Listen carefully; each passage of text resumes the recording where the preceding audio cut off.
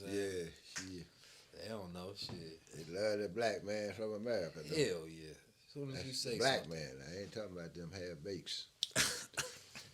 That's been the argument There lately. ain't too many black men on the planet Earth now. Out to 4 billion. 400 million. That's a rarity, man. Elijah Muhammad said he might get 144,000. I can see why now. Shoot. No, because when you travel around, I mean, that's why I keep telling everybody black ain't it ain't your skin color, it's your mind color. Because everybody think they can just get in just by being black skinned or brown skinned rather than melanated. Man, it's our time, though. It's moving. They ain't moving, man. I'm telling you.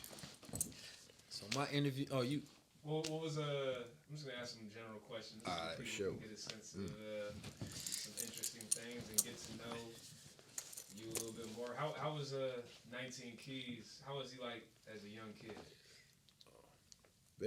How was it as a youngster? Well, I got to think on that one, brother, because there's many phases.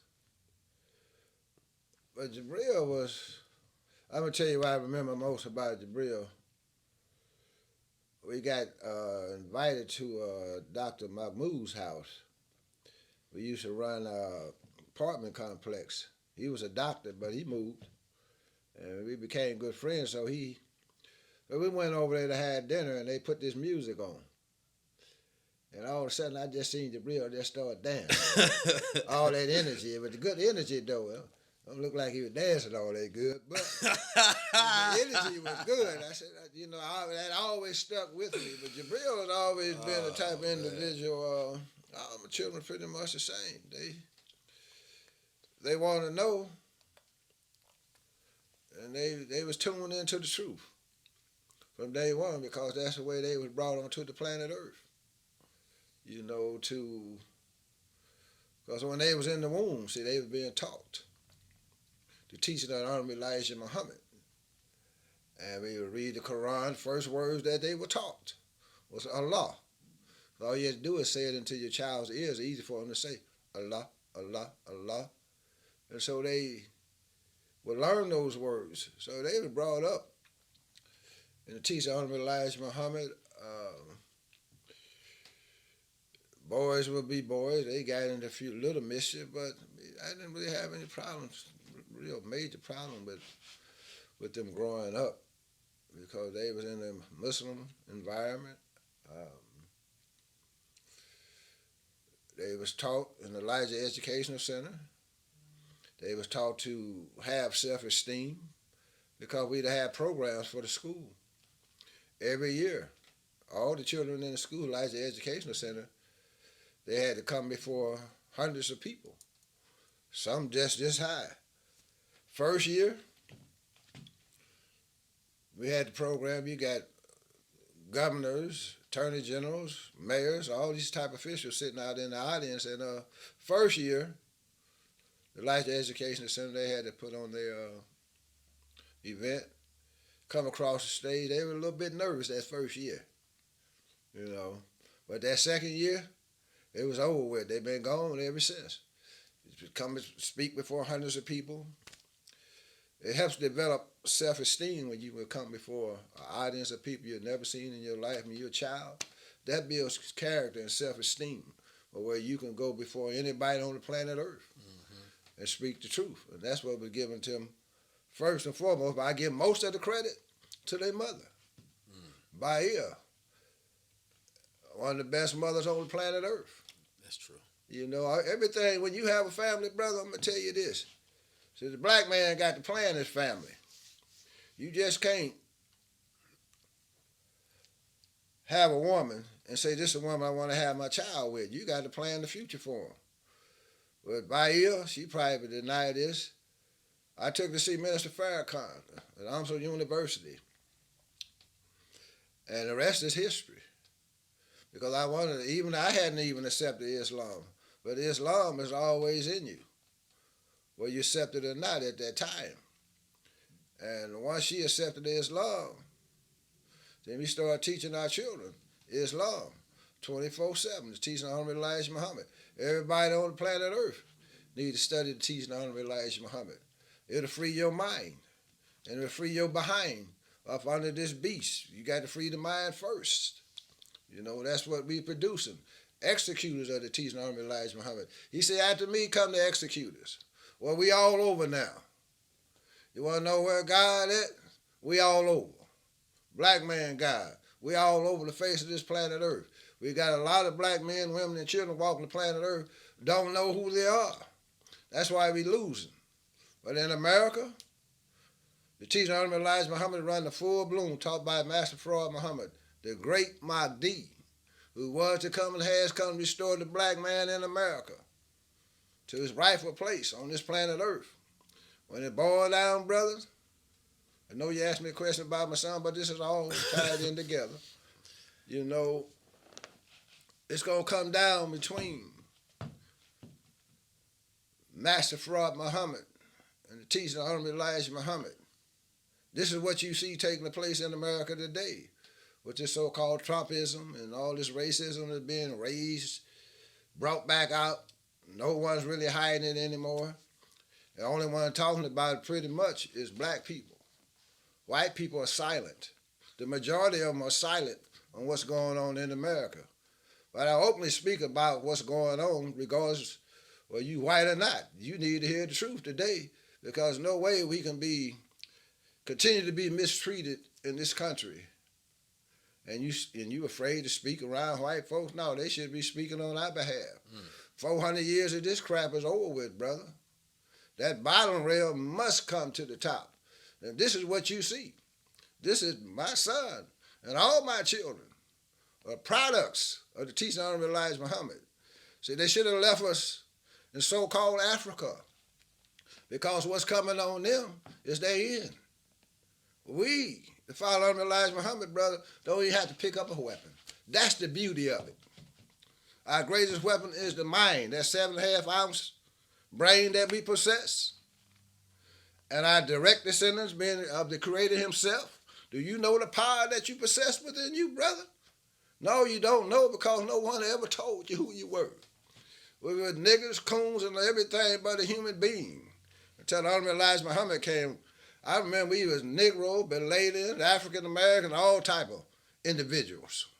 We didn't know who the hell we was. But deep down inside, what they were calling me, I know the hell, I knew I wasn't that. There's no way the name that my parents gave me, hell, I won't even mention it. But it didn't match up with my thinking, because I know I didn't look like that white boy was flying that kite and got struck by some electricity. Understand? So I wasn't looking for my own name. You know, but the beauty of teaching on Elijah Muhammad, everyone should come to it. It's not even about religion anymore. It's about how you're living. It's about how you're thinking. Because life, see, the black man is a sustainer of life. The whole key, brother, to me is, how can you sustain life? How can you make it increase? How can you make life better? In this country, in this world, what we are taught on how to create and invent things to destroy life. The black man has to be the giver of life, the sustainer of life, make life better for the human family on the planet Earth. That's our mission. So we instill that into our children the best we could. With the book, the Honorable Elijah Muhammad, that's all you need, brother. But you got to be the example. And being an example is not easy. Sometimes you're going to fall, but you get up, because you're a dead man walking. See, a dead man can't walk long by himself. You got to put something in his back to straighten that backside out so he can walk like a man. You got to put something in that backside where you pull his pants up. You got to put something in that backside where you know how to say yes, sir, and no, sir. You got to put something in his backside where you become a thinking man.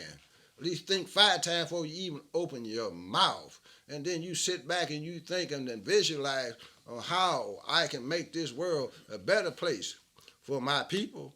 First and foremost, we need something better for ourselves. So what we come down to decide is separation is the key. I'm not talking about you get on this side, I'm get on this side. Mentally, we got to start separating. Long as they keep murders in the streets of America, murders in their hospitals, miseducating us, making sissy punks and all this old crazy stuff they got going on social media, What the hell are you talking about? The God we represent is a masculine God, brother. We don't represent no punk-fied God, period. You understand all this foolishness? And this, I'm going to make it plain. When I speak like that, I don't hate anyone. We love all our people. But once you come amongst us, you can't stay the same. You got to change. When I came in, hell, I had to change. It didn't happen overnight. Hell, I failed and got back up, dust myself off. A couple times they had to come get me. You understand? But you continue to push forward and you get up because you got brothers around you. That's that brotherhood. The highest order in the universe is the brotherhood of man. So we need to start to develop that here. Jabril talk about it all the time, about the brotherhood. We need to put some order to our actions now. But the Muslims, the Nation of Islam is on the move now. These are executors that you see stepping out here now. All these young brothers I see on social media, they're reaching the minds of the people. Even you, brother, they're doing the interviews. Something had to reach you. You understand? It's been a time where you wouldn't even have a brother even want to do this because they're worried about what their parents would say. Their cross got us in the hell of a cross. We're going to have to throw that away. We're going to have to throw away all this old, well, I want to say fake Islam, but it's not fake Islam, that you got a lot of Muslims on this planet Earth not practicing what they teach. We got to get on the square. We got to stand on that square. And I heard Minister Farrakhan say, which I agree with 100%, we're going to have to shed some blood. We shedding it innocently right now because they're murders in the streets. They can pull a black woman out the car and whoop the sister down. And they got all these gangsters in the community and talking all this big six talk, throwing all these signs and stuff. But this white boy murdering us and getting away with it because there's never a response. I growed up, brother. Shit, they jumped on our people when I growed up, but we gave them a response. You understand? It wasn't an overnight response. It went on for months and months and months and months. Persecution took place. I see brother putting on this black. Brother, you know what you doing? Can you handle that fire when it come down? Can you handle that fire when they come snatch you up and lock you up? Then that's the true test when that fire hits your butt. So you can sit up here and talk that talk all you want, but can you walk that walk? We're going to have to fight for our freedom. It begins on the inside. Kill this devil on the inside that was instilled in us in 1555 when they kidnapped us and brought us over to Jamestown, Virginia. That's holy tribe of Shabbat. We are holy people. We sure in the hell don't look holy anymore. So, getting back to your question, I got that from my son. You're a little low with it. You understand? I got that for him, sure. But Jabril has always been a brother, he always had his own way. All of them got their own way. From Yusuf, Jabril, Samad, Asian one. Then you got their beautiful sisters, Unisa, Kalima. I got all these jewels I got going on now. They in trouble now. The white man in America's in trouble. He should have left us alone. I got grandbabies that's coming up to free the land and free the people. That's what they're being brought on this planet Earth. They're not coming here to get a job. They're not coming here to go to Hollywood. They coming here to take charge of their post and all temporal property of you. They coming to free us, brother. And that's my responsibility. I got to get to all of them there and drop them seeds because their grandmama been putting it in them. But now a little bit masculinity need to come on the scene. But Jabril has always been a good son, though. All my sons have been pretty good. Plus they test their father. Like all of them that tested me. I'm going to get that straight. Every last one of them that tested their father. You understand? One way or the other. But I couldn't get angry at them because I put it in them. I ain't raised no punks in the first place. You understand? But they all know, though, you cross the line, brother. But that's it, brother. I ain't going to talk too much. Yeah, They good. That's how I'm able to go on the monologue. Right. Righteous, brother. We see where you get it from. How did you view your father when you were growing up? Like, did you have a sense of, you didn't want to cross him? There was some healthy fear. How did you perceive him when you were growing up? Yeah, I think that was a good term you used, healthy fear. Mostly though, it was more so not I wouldn't say fear in that sense though. I think it was more so just respect because I don't know, from the stories that I would hear about Pops, you know what I'm saying? And the respect that I see him get from his peers and the other brothers that he would teach, you know what I mean? There was a sense of seriousness at the same time, but then um, there was also a sense of you glad that your father was tough because it was a sense of protection. You know what I mean? Like I always knew that if somebody killed me, then Pops would get them. You know what I mean? And that's a very, I think for me, it was a very healthy way of thinking growing up, you know, in dangerous parts of different hoods. So, you feel me? I always thought that in the back of my head, like, all right, if I went today, I know Pops, my brother, gonna handle that, you know, retribution for me. But, you know, Pops as an FOI, you know, we'd go to, when I was younger, we'd go to the FOI classes, you know what I mean? And seeing Pops drill the brothers, teach the brothers, you know what I mean, the respect that he got from the brothers, the healthy fear that they had from him, just observing that I think is what actually designed my interaction with him. Like if everybody else is respecting him and see him in his light, then I should too.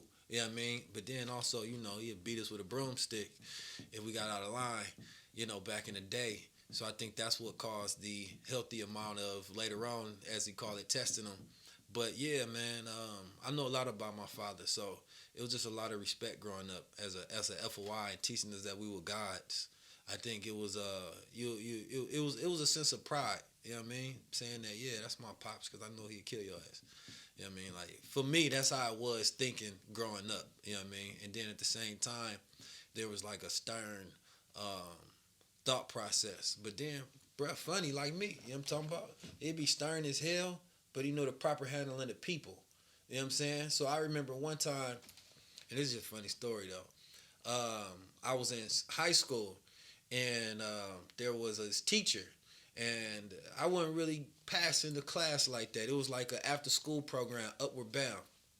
And I remember I told him to look up this article on my pops, and the article was like he read it, and it was like you would read the words, a good day to die, and all kind of crazy stuff going on with the police or whatever. And I remember my teacher, which was a white guy at the time, he came back and he read the story. He was like, "Brill, why did you have me read that article?" And I didn't super consciously plan it out like I wanted him to be afraid after reading it. I actually was reading that article, and I thought it was something good for him to read in a sense, but I probably was like subconsciously plotting. So, long story short, that was the one particular program I got a certificate in. The rest of them I didn't get none in. Now, I don't know because he was afraid of Pops, but I remember when they met, he shook hands and was smiling. He was kind of afraid. But I remember even have that ability to be able to kind of leverage your Pop's energy. You know what I mean? In life is something that I think a lot of boys and men are missing throughout life. And I think that every father has the responsibility of creating that kind of energy for their sons, and then their sons giving them an aspirational energy to live up to if they have sons. Like you want to be able to point to your father and know, like, nah, he ain't playing with you. You know what I mean? So growing up with Pops, yeah, it was growing up with like a spook, a legend at the same time. You know what I mean? But somebody that he can go in there in a meeting of a bunch of different white folks and know how to handle them. But then he can be light with them, but they know that this lighthearted is just because I have nothing to prove, but you should take me very serious. And I learned that proper handling of people, dealing with people myself. You know what I mean? Not having to go in there and be tough brute, but in your finesse and your proper handling of people, they can feel that energy to where, yeah, that brother kind of joked with me and he laughed with me, but that's really because, behind closed doors, I shouldn't play with him and I should take him very serious. And it wasn't that type of serious where people didn't want to do business with you. It was that type of serious where, actually, I kind of want to do business with a man like that. You know what I mean? So I learned a lot just from that observation of thought. Your father mentioned the word, or he was talking about, in some of what he said, masculinity. For you, did your opinion, or let me ask you this, how has your opinion of masculinity changed from like when you grew up, him being like a prime example, and growing up and, seeing in the community and around you, and now, mainstream media, what people try to say is different things and different labels. How does your definition of masculinity change? And for you as well, like, did your definition of masculinity, or did your understanding of masculinity change once you had children? Did that, have any change? For myself, I grew up around nothing but masculinity when I was younger. You know what I mean?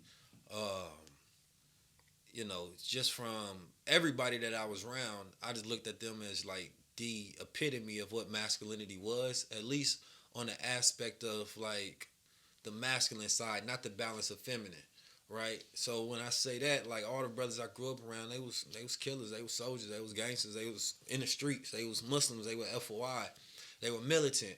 And so the brothers that I grew up around, it was a prime example of, okay, that's what masculinity is, especially on the mentally tough and the physically tough aspect of it, and then the mental discipline that comes along with it.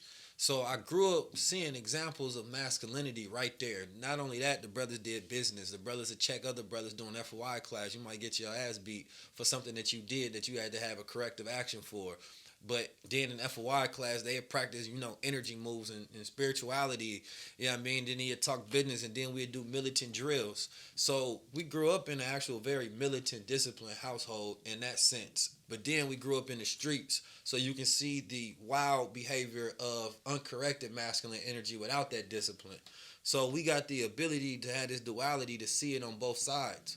As I grew older, and as I explored what masculinity is for myself, one of the things that I believe I had to start understanding was what was the feminine aspect of masculinity. And that allowed me to approach this thought process that Honorable Elijah Muhammad always say, rise above emotions into the thinking of God. And I believe when you really approach masculinity, you have to understand what that means. Because that feminine aspect that I'm a designer, right? So designing and art is a feminine, because anything dealing with expression is feminine, right? So emotions is feminine.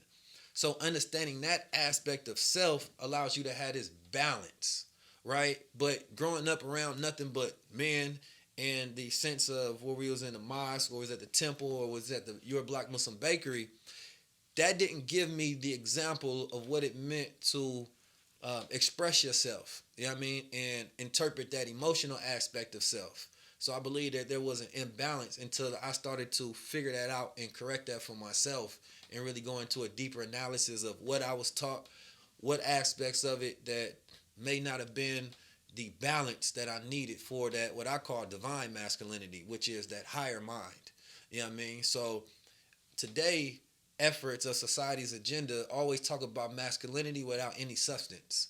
They don't talk about the agenda being masculinity with the characteristics of loyalty, honesty, integrity, hard worker, you know what I mean, a willful thinker. None of these things that have any substance behind it. They try to shapeshift masculinity into something. You know what I mean? But they never put any real corrective definitions behind it to say that this is something you should aspire to be as becoming a man. And today we see a lot of conversation built around toxic masculinity, which is really the conversation is toxic femininity. Because what happens in a man is his lack of understanding his feminine side, right? Not his lack of understanding his masculine side. And with that, he has less control over it, so he can't rise above his emotions into the thinking of a God. So therefore, a brother that's more feminine will want to shoot you faster than he'll want to fight you.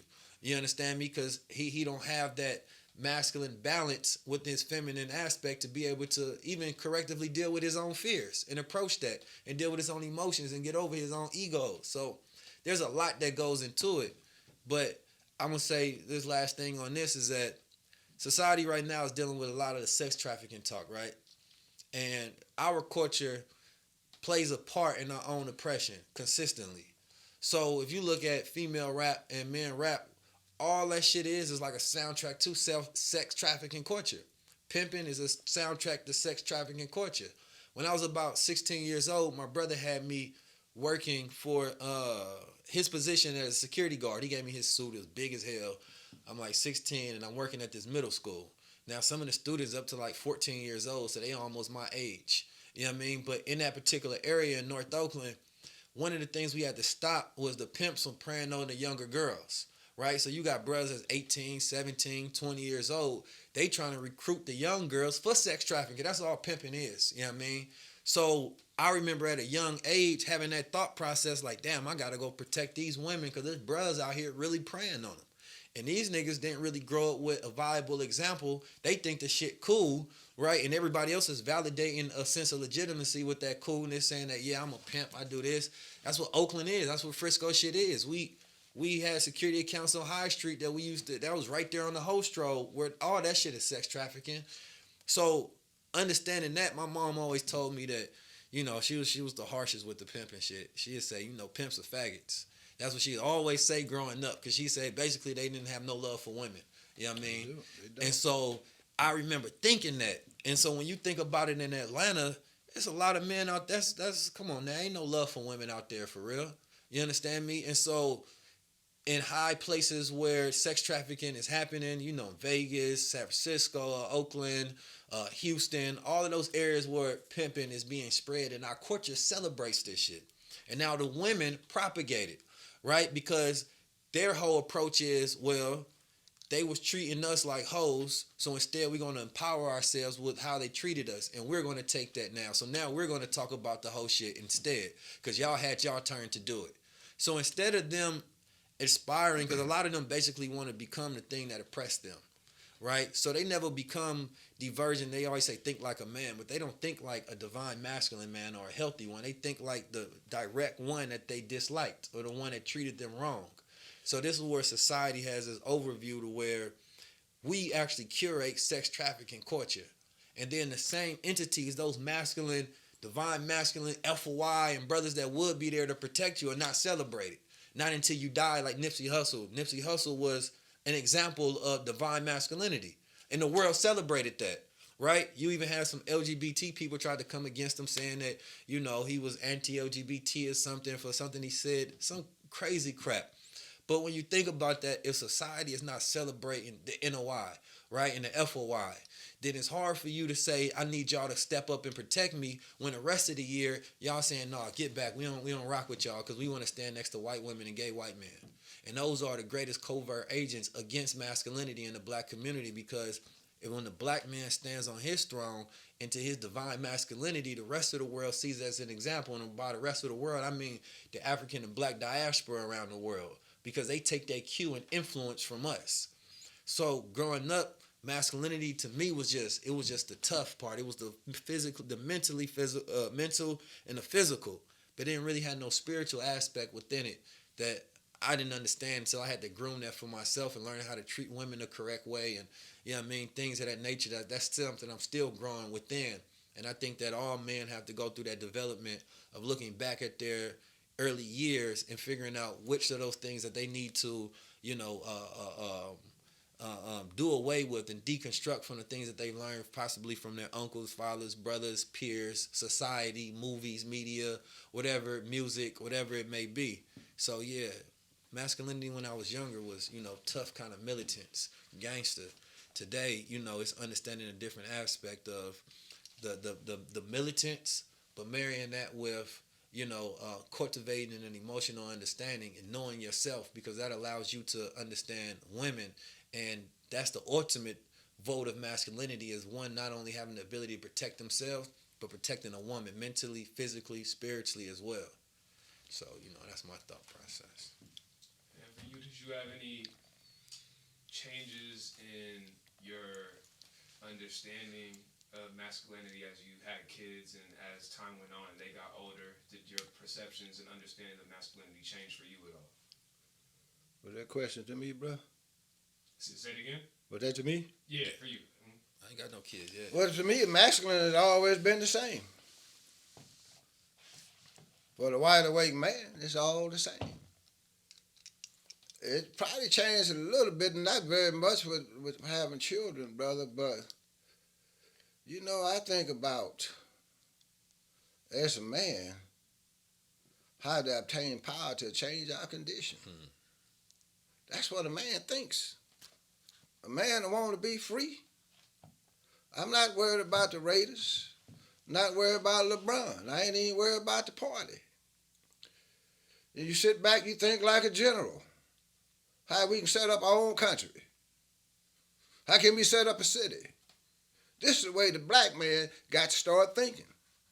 Because the planet Earth belonged to us. Well, we thinking like boys. We just want to get some shiny objects and play with them. Men don't do that. We have to set the Earth, the planet Earth, so-called Earth. It's really called Asia. You know, we the Asiatic black man, the maker, the owner, the cream of the planet Earth, the God of the universe. So that bottom rail got to come to the top now. We've been down too long. That's masculine thinking. When we have conditions in our community and we study keeping hope alive, that's not masculine. We have to find solutions to our problem and move on them. Masculine to me is this, brother, where you learn how to manifest thoughts and make them into reality. That's masculine, because that's your ability as a man. Thoughts are things. Everything you see in this room, everything you see on the outside was once a thought in the mind of a man. So how did it get here? You got to go to work. You got to put it in. You got to put the time in. You got to put the effort in. See, we got to start thinking like that Asiatic black man, that original man, our creator, the direct descendant of the creator himself. You don't know your father. You know the one at the house? Maybe. But if you know your real father, see, like Jabril got part of my DNA in him. Some of the things that I want to do or want for this planet and for our people, hell, it's coming out in him. I love it. Thoughts are things, brother. If you can think it, you can achieve it. You know, Dr. Bay, my spiritual father and teacher, he taught us about the precepts. And the precepts was how to give thought, give attention, put color to that thought. You got to see it. You understand? And how to put attention to it, put something on the wall, remind you of it every day if necessary. Mm-hmm. Then how to manifest it, how to develop that willpower. See, a lot of times you can want something. A lot of times you don't even have to leave the house. Project that will. See, those are things that we lacking. That's masculine to me. I'm not talking around here with all these. I'm going to just let that alone because everybody knows the story, brother. Right. We got to change the way we look at masculinity. Why we have an open enemy now trying to teach you another form of masculinity? Where every time they see a black man, they're like they're afraid of us. And I always look at psychology behind that. Now, if you done gave us 400 years of hell, we've been in hell. We ain't had to die to go to hell. We living in it. And every time I see one of y'all tripping, like we gonna do something to you, hell, the harm has already been done. Y'all done hurt us. Our people are sick right now. We still suffering. So masculine to me is, let's solve the problem. Let's bring about a change. That's why you see these young brothers talking about paradigm shift. Hell, the shift is taking place full force. You understand? That's why I say it. After Honorable Elijah Muhammad come to execute us now, we all over. That's masculine. We want complete change, brother. And we're not racist. Racist, hell. Why could y'all even accuse us of being racist? All the problems and stuff you have did to us. So when you had a black man thinking about change, all of a sudden we racist, but we got to call you by your name. We got to identify you. And it's very easy because our people used to didn't believe what the Muslim had to say. But now Almighty God, Allah, and the person Master Muhammad is putting it dead in your face. The Muslim was right all along. Only one that's going to lead this planet Earth, brother, is the Muslims. To follow Honorable Elijah Muhammad. Honorable Elijah Muhammad say this. See, we don't buy into that foolishness they got coming out of Mecca, so-called Mecca in Saudi Arabia. Honorable Elijah Muhammad say, it'll be a time when you see every black man, woman, and child will be a Mecca unto themselves. That's masculine. That's what we want to get back to. We want to fight our way back to ourselves, our natural self. When I say a prayer, I say Allah destroy the devil on the inside first. Because I know you got the one on the outside already in your sights. You understand? Now that's masculine thinking, brother. Hope that answered your question, brother. Jabril, I want you to look towards your father and say what you appreciate about him or what you're proud of that he instilled in you.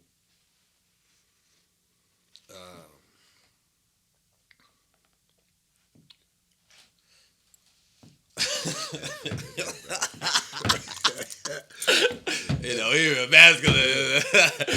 No, but I don't probably do no eye to eye, but I appreciate my pops for teaching me how to be a god. You know what I mean? At a very early and young age, the fact that he told us that we were gods allowed me to have a foundation to build myself on.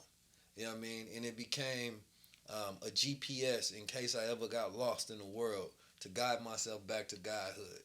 You know, and for the example he set as being a man, and it's in my eyes to where he had a strong warrior and militant spirit.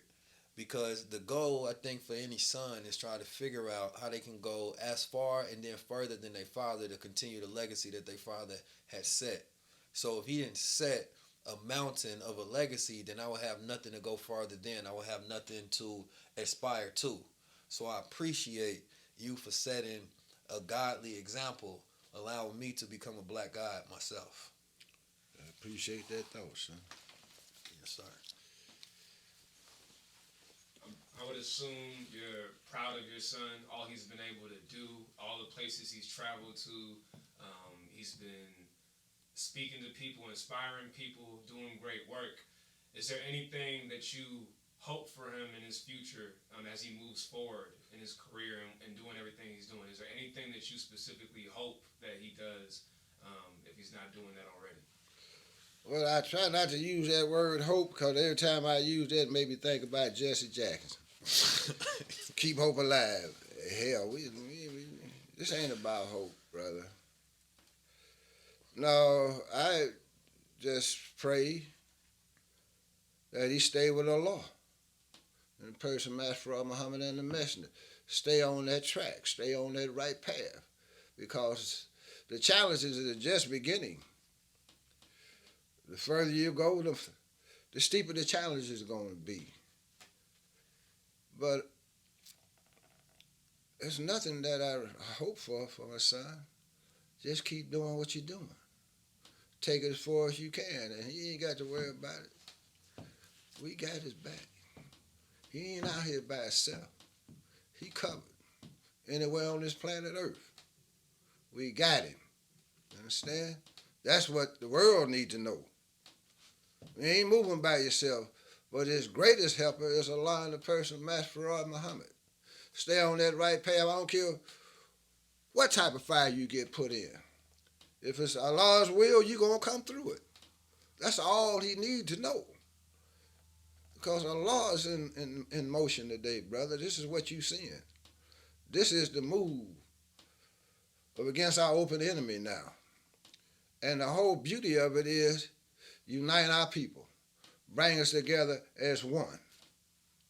So we can move on down this road. And so one day, our grandchildren will sit back and they'll be talking when the new world come in, and they'll be having a conversation about how this world was. And they'll be amazed. You mean the world really was like that? Yeah, it was. I'll be the grandpa sitting up there letting them know. You understand? Because we're going to change this world, brother. And I want him to be a part of it. He doing his job. We all got a job to do. You doing your part today, but putting this out on social media. We on the move, brother. We getting ready to take charge of this whole planet Earth. It's ours. We want it back. And we want to raise the human family back to its divine state of being. Slavery, suffering, and death. We want it off the face of the planet Earth. Hunger. Nobody should have to go hungry on this planet, brother. Nobody should have to live up under violence. The black man in America working for 400 years in this country, living up under damn viaduct. You got the black woman in the damn tent. You got an old senior citizen woman sitting on the side of the curb, the leg all swollen up, same age as my mother that passed. Oh, no. Change got to take place. So all you so-called gangsters and you so-called killers, Step up then. I'm not telling you go out there and murder nobody. You need to start taking charge of your community. Give you an example. I'm going to let it alone. The brother that came up with the water machine to get the moisture out the air. See, the Honorable Elijah Muhammad gave us that key a long time ago. How you make rain. How rain is made. Through the evaporation of the moisture that goes up into the air and sits in the sky. See, he took that information, where he took it from the Honorable Elijah Muhammad, and now I don't know. But the Honorable Elijah Muhammad gave it to us, and he was able to produce water. Took the machine to Flint, Michigan. They sabotaged it. So where the brothers in the hood at? Where the soldiers at? Brother, this is helping your babies. This is helping your wife. This is helping your mother, your auntie, your cousin, your uncle. They poisoned the water in Flint on purpose. Now you got a black man that brought the machine, they want to sabotage it? No, brother, y'all step up, protect it. Anything come around messing with that machine, you know what to do. You got to protect your rights.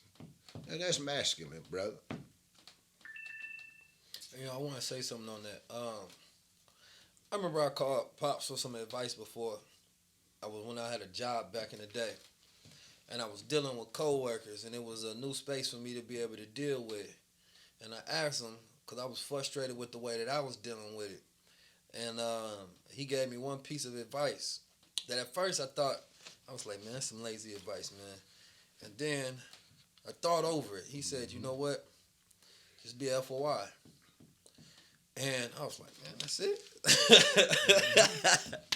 But when I thought about it, and I thought about the studying and the training that I had and what that advice meant and how I utilize that guide of advice even today, because I don't think people know what the characteristics and the training that it goes into becoming and what a FOI is, and how you handle people, how you handle yourself, and that line of righteousness that you walk.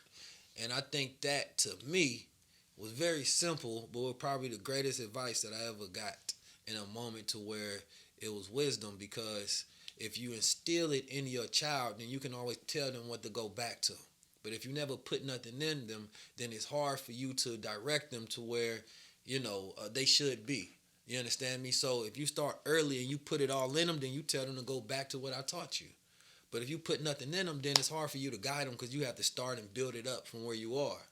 So I think that's an important aspect of parenting, fatherhood, motherhood, whatever it is. You got to give these young boys a foundation.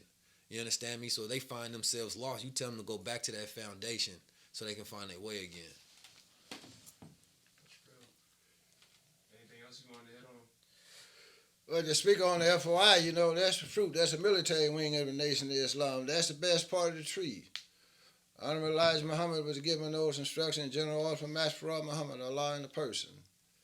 And we must, once you get trained of FOI, the fruit of Islam, there's no limitations on you as far as righteousness and doing right. That's why I told my son, be FOI. You've been trained in all aspects of life, from business to economics to warfare, whatever. You got it all now. Just use what you got. That's all you need. That's what the black man, we need all men's academy in our communities to get our young men trained up the proper way so they can get up out of their emotions. Learn how to think 5 times before they react. And have goals, the self-sustaining goals, where you protect your community. See, they don't want us to change over, to flip over. Just like the dailies in Chicago. See, they had an Irish mob in those days. So they decided to get up out of the gang activity and go into the political aspect of it and go into the business aspect of it and switch over. When you had Larry Hoover and you had the Main 21 in Chicago and you had the brother, now I think his name is Gator Wallace, when they tried to move into politics, they were shut down. They don't want the black man to move into a righteous path. They want us to keep murdering, maiming, and killing one another, keep sending in these drugs, and keep us divided. The only game they show in the movies and on these YouTube stations is a drug game. Is you crazy? You think that's all we know? The only way we know how to get money? But they keep throwing it out there. That's why they got these young brothers. And I'm going to tell you this, brother. So they locked up all the leadership and put them in behind bars. And they had all these young soldiers on the street running wild, broke up into sets. They had some of the leadership that was locked down. I'm talking about in Illinois. See, I got locked up in 19, fighting with the police, 3 counts of aggravated battery because we were putting it down. We had no choice. And so it was new for me when I came in. I seen all these so-called chiefs. I'm going to call it one Ram and Thunder and all these cats, Blackstone and one Disciple. You had the Moors, you had the Latin Kings and all these cats. But some of the chiefs were snitches. They working with the warden. We locked up at night. They bringing brothers down from Chicago, the real soldiers. They going to lock them so far up in the prison, you don't even know they're in there. But they had these individuals standing there when they get off the bus pointing them out. So we got leadership that shouldn't even be in leadership. You understand? That's what's going on in Chicago right now. All of this being perpetrated by the United States government, brother. We don't manufacture no guns at all. No bullets at all. How all these weapons are getting into our community? That's a good question. Ask yourself that. And who they being pointed at? Brother, we have been in confrontation with the government where they sent people from different parts of this country, brother, and sent them to attack us. One was out of Detroit, one out of Oakland, one out of Chicago. And they sent them to the town. They murdered my best friend. You understand? They murdered him. They locked us up. They killed some of the sisters that was down with us, fighting in the movement and stuff. You just don't know this beast that you're dealing with. You understand what I'm saying? So we had to make a complete change. All these problems taking place in these major cities and all this murder, it's being perpetrated, brother. The black man, we doing a bunch of foolish stuff out here, but the nation is on the move. See, we go to the streets. I took my son to the streets. When we went out to the dangerous neighborhoods, y'all got to go. Of course, they was protected. We took them to meet high officials, governors, attorney general, police chief. They was in the meeting, dressed up, suited and booted.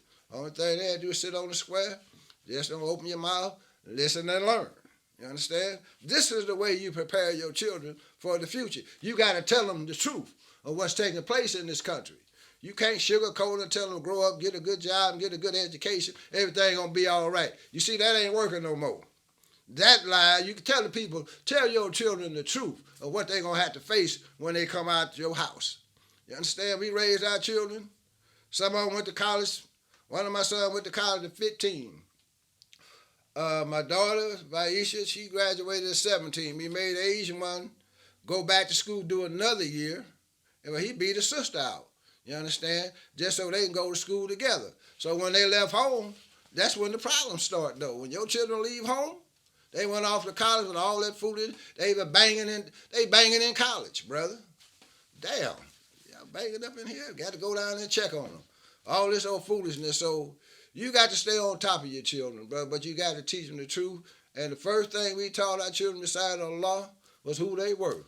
You take your child and hold them by the hand and walk with them. Just like my grandfather did when he taught me.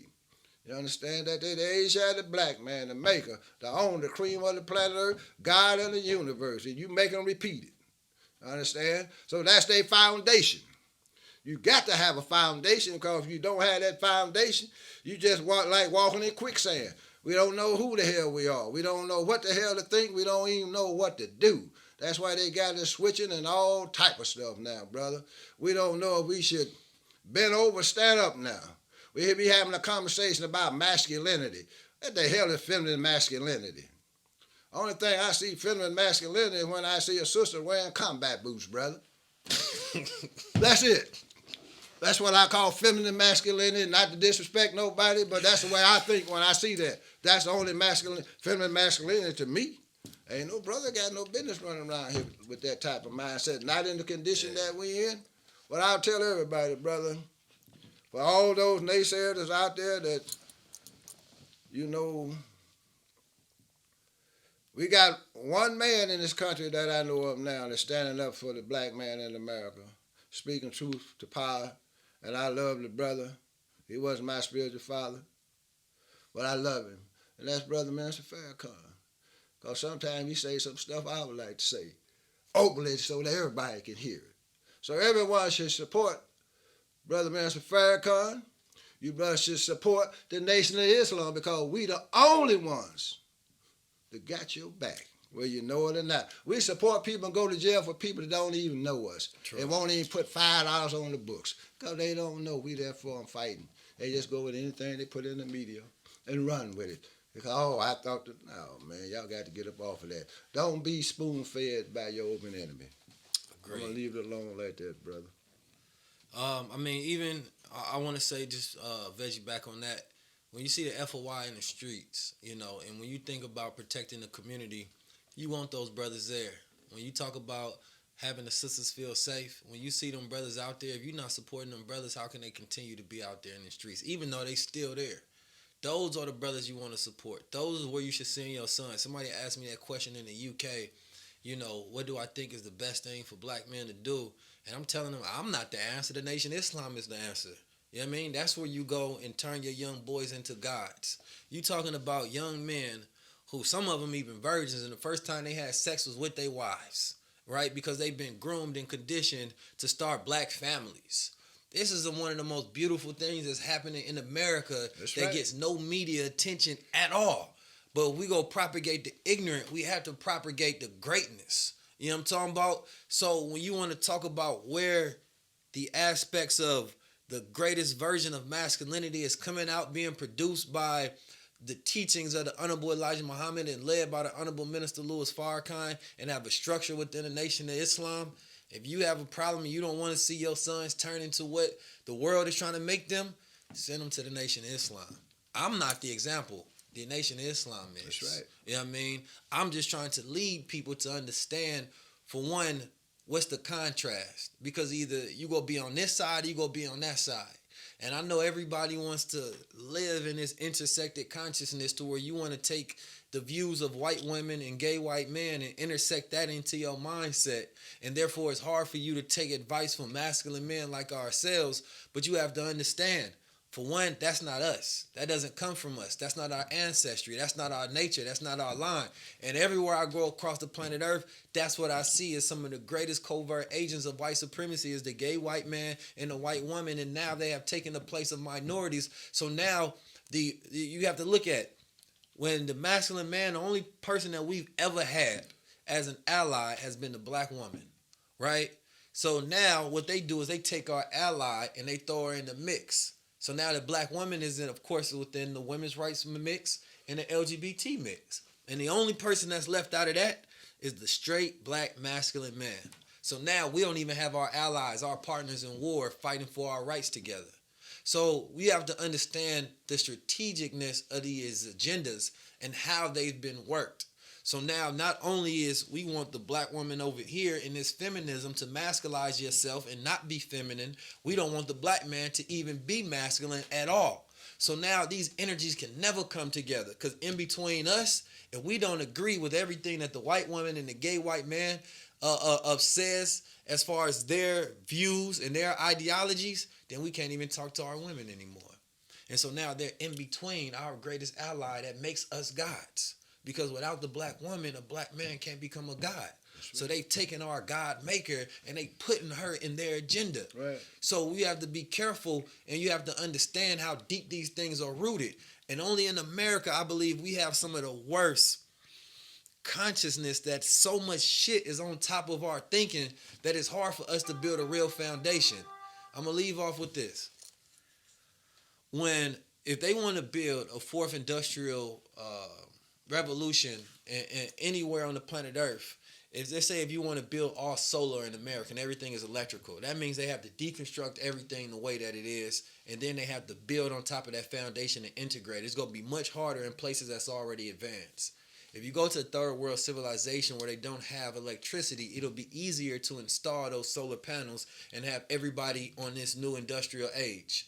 So when you think about the mindset of black people in America, we have so much infrastructure on the top of our head, so much interconnected consciousness and intersected consciousness that when it's time for you to add on that God thinking, you got to strip yourself of everything else first. You understand me? But when I go out to Africa and I talk to them about this, they can understand it a little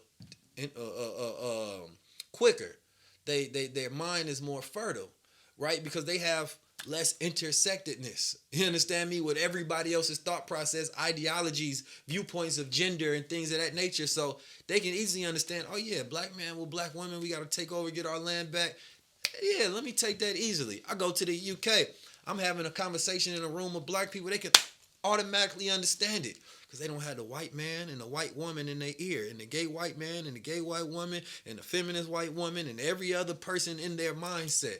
So they can just hear a black man based on his nature that attaches to their DNA. It's less infrastructure that you got to build on. So you have to first deconstruct. And when we talk about separate, you have to separate yourself from everyone else thinking. And ask yourself, if the black man ran the world, because we don't run this current world, right? This is their world. So if we ran the world, what would the agendas be then? How would the schools be taught? How would the media be led? How would the politics be ran? How would the culture be ran? Because currently, if we don't run it, then that means everything's coming out of it is coming from that majority rule. So if you continue to perpetuate their evolution, then you continue to be a tool in your own oppression. That's right. So you have to get back down to the essence of that masculine and that feminine nature. And the one thing that we should definitely think about owning, not even think about it, 2020 is year of ownership. You know what I mean? Where we got to get deeds, we got to get titles, we got to get masters, we have to get patents, we have to get trademarks, LLCs. We have to get all of those things that establish ownership. Because when you want to talk about power, the only way you can have real power is if you have ownership and control. The South African don't have power because they don't own their land, but they trying to do a land summit. We don't have power because we don't own hip hop, yet it is the only tool for universal communication across the entire planet that can have everybody on the same spectrum of thinking. When I go to the UK, they all listening to hip hop, grime. You understand me? Reggaeton or whatever it may be. I go to the UK, hip hop, grime. You understand me? I go to Africa, hip hop, grime. I say, damn. I asked the one brother, I said, how did you learn about Minister Farrakhan and Malcolm X and the leaders? He said, honestly, I heard it through hip hop. I would hear them kept saying certain names, and then I researched it. And I said, damn. And then when you go around, you say, the only thing we using this greatest tool that we've ever had for is nigga shit. So the frequency is very low. So when you go out there, they want to greet you, my nigga. And they think that's a real term of endearment. But coming from an African, it almost sound the same coming from a white man. Because I know that embedded in that is nothing but ignorance. You understand me? I want to go out there and they greet and they be like, what's up, God? Because that's the language. But that God talk has been stripped out of hip hop, even though it started off with the God talk. It changed over to this new Jesus is King shit. You know what I'm talking about? And so you have to understand, even when we own hip hop, that was at the beginning. But we don't own it no more. Jewish corporations and entities own it. You understand me? So if we don't own our most powerful tool on the planet Earth, then they can control the narrative of how we think and the frequency of how we think on the entire planet Earth. And this is a very, very important thing to understand. So 2020 is year of ownership. I want every artist, don't even put out nothing unless you own it. Because guess what? Once we own it, we can make that value and we can empower each other. If you own your masters, that's the only thing I'm streaming, because now you go get rich quick. So the moment we own everything, I'm talking about all your intellectual property, I'm talking about real estate, I'm talking about everything. Because that can be the thing that we push as the most valuable. If you own it and we stream it 1 billion times, cool, you getting paid. But if you don't own it, we just empower somebody else's community to continue to keep us down. Man, that's what I got for you today. That's the message. 2020, year of ownership, man. Get on the wave, work with each other. Collaboration is the highest form of unity. Not talking about unity. Because a lot of these brothers, everybody want to be the boule. You know what I mean? The one that's being picked but then don't want to work with your brother. Everybody wants to be a part of these new agendas to where, you know, like Sean King puts out something, everybody shine the petition, and it's beautiful because it showcases what unity can be done. But those same people wouldn't sign a petition to help out their family or their peers. You understand me? So we not going that hard for each other on things that can empower us, because that's looking at something when it's too late. The brother was almost about to get executed, and then we jump on it.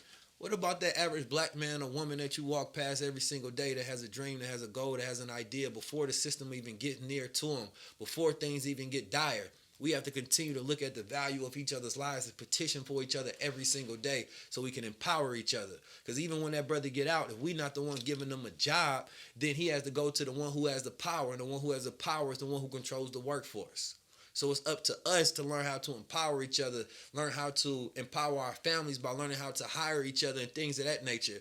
That's why ownership is key. And that's why 2020, we cutting out the liabilities. We cutting out the bullshit. You know what I'm talking about? And we get down to business. Make this the year where you sacrifice. Make this the year where you create ownership groups where you got 5 to 10 people. They putting up $1,000, $500, $200 a month. And y'all figuring out how y'all can get some land acquisition. Y'all figuring out how y'all can do things that's going to reverberate for the next generation for the next 100 years. Because if we don't become planners, then we caught in a plan. And God's supposed to be the best of planners. That's right, brother. And it starts now. That's right. Is there anything else you want to know?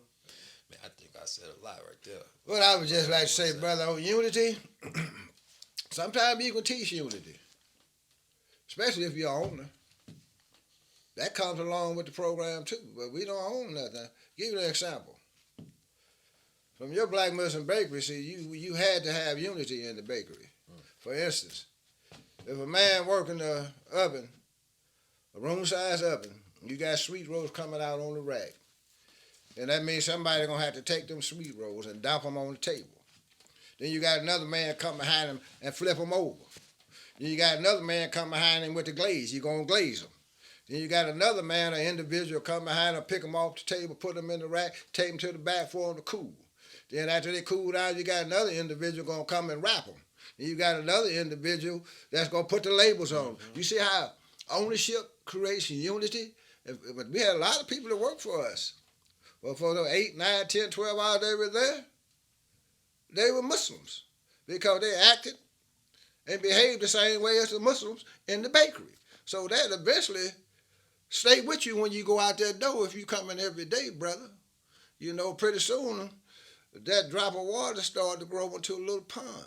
Your conversation becomes a little bit different. So we had to get in the ownership, brother, and separate the way we look at things, the way we think, the way we do business.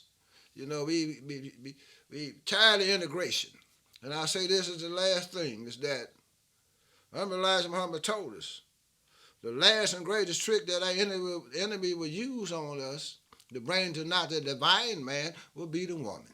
That's what you see taking place all across this country now. You see brothers that getting accused of sexual assaults, whether they're guilty or not, I don't know. But they're using our own woman, or they use their woman to come against you to bring the black man down. Because the black man is the divine man. You understand? But he's so far away from his divinity. So when he go look in that mirror, all he's seeing in his reflection is what he's been hearing in his echo. A nigga. But if you come around the nation, they're going to tell you who he is, brother. You a God. You a God. You a God. You a God. You a God. What that mean? Power and force. It's just that simple. It ain't no spookism. We lack power, and we damn sure don't even have the force to control and run our own home. Black man is God. Start thinking like a God. Start behaving like a God. So once you think that away, brother, there's no way you can have a debate on feminine masculinity, brother. Because everything comes from the masculine to the feminine. Because the life source comes through man, through the womb of a woman. Without man and woman, there would be no life. But the life source belongs to man. Assalamu alaikum, brother. Appreciate y'all powerful words. Appreciate you, man. It's been 19 Keys with my pops, Basheer Muhammad. No, let me just break it all the way down. Basheer Farad Muhammad, named by Master Abdullah. Those, they thought he was Master Farad Muhammad at one time, but he died. Let me not. I knew Master knew his It wife. was just the knew way he his said children. it at the end, man. But I'm that's not the laughing truth. at the fact that the brother died. I had to say it I'm because laughing Master Rob Muhammad is alive and well. Yes, sir.